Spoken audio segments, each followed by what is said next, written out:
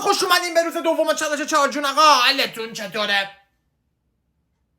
هیچی من فکر کردم باید تکون بخوره. کریستیانو رونالدو آقا مثبت 400 تا گل خوبه واسه رونالدو. 400 تا گل واسه رونالدو. ببین بعد از اشتباهی که دیرو کردم روملو لوکاکو AS روم واسه روملو لوکاکو اشتباهی که دیرو کردم امروز متمرکز اومدم آقا. دیگه جای اشتباهی وجود نداره. دیماریا هم تیمی CR7 واسه دیماریا که فالو بکنید تو لینک تو بیا سابسکرایب بزنه بیا لوکیتا. داداشم لوکا مودریچ 5 تا چمپیونز لیگ واسه لوکا مودریچ.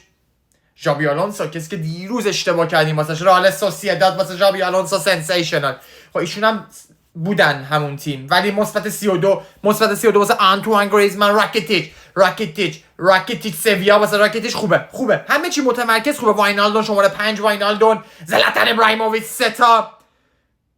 فرانسه سخت‌تره 3 تا لیگ فرانسه برنده. گابی گل. سریا که اینتر اومد که نبرد 3 تا. نه 3 تا گزینه مونده دیگه امتحان کنیم دیگه. پرتغالم نه.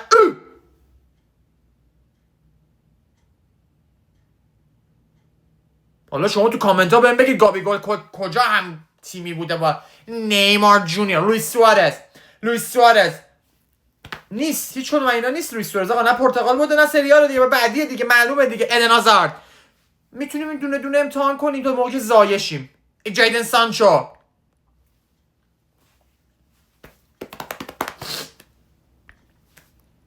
کریم